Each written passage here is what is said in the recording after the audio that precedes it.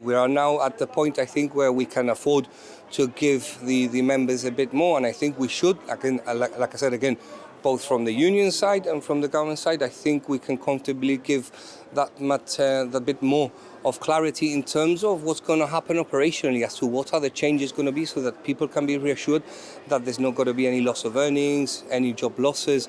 That is what I mean by honesty, and not that there's dishonesty, but like I said, that I think we're in a position now that we can shed that light and we can give people that bit more reassurance, even if we don't go into the granular detail. But at least we can say, look, this is what more or less we're looking at, and start to involve the people and bring people around the table to start discussions and negotiations. So let's unpack that a bit more closely. Which people or groups or industries are you talking about when you say that, and what are their key questions?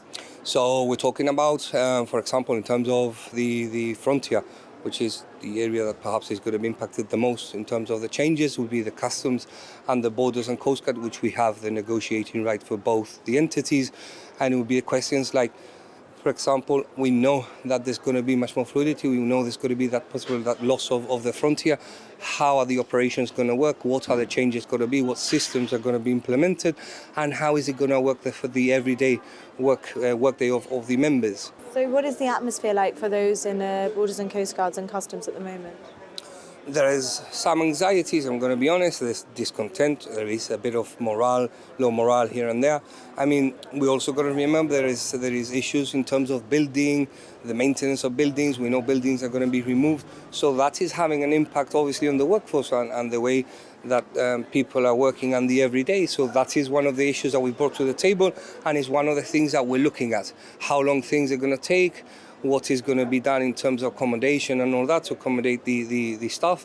So these are the things, and we're trying to look at what can be addressed immediately and what's going to take longer, what is acceptable, and again, how long is it going to take, so that people know. I mean, they need that reassurance, they need to know a bit of what's happening, And have you got reassurance on existing salaries and jobs that they will remain as they are? I have. I've had reassurances, I've had commitment from the Chief Minister himself, and like I said, the reassurance is that there won't be job losses, there will be actually scope for more work, not less.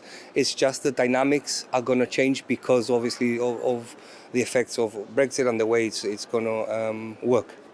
Now, in your statement, you also mentioned that you're going to speak to the government about the impact of the gaming tax announced by the UK late last year.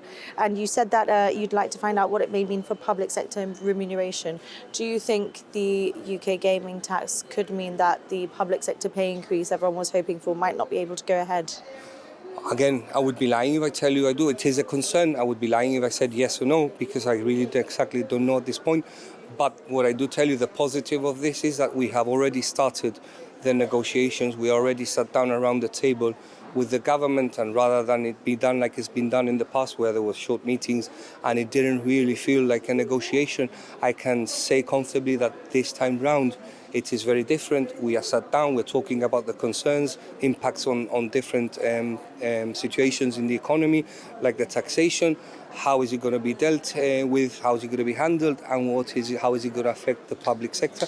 Because we know that the gaming industry is a vital contributor to the public sector. So that is something certainly that concerns us, and something that needs to be discussed. And we are looking at it and working actively both with the gaming industry and the government.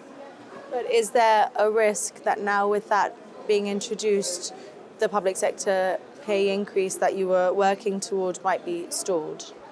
No, the public sector pay rise is not going to be stalled. We would have had an indication, I'm sure that we would have already been informed. That has not been the case. Negotiations are still ongoing, and we will continue pushing to get that agreement.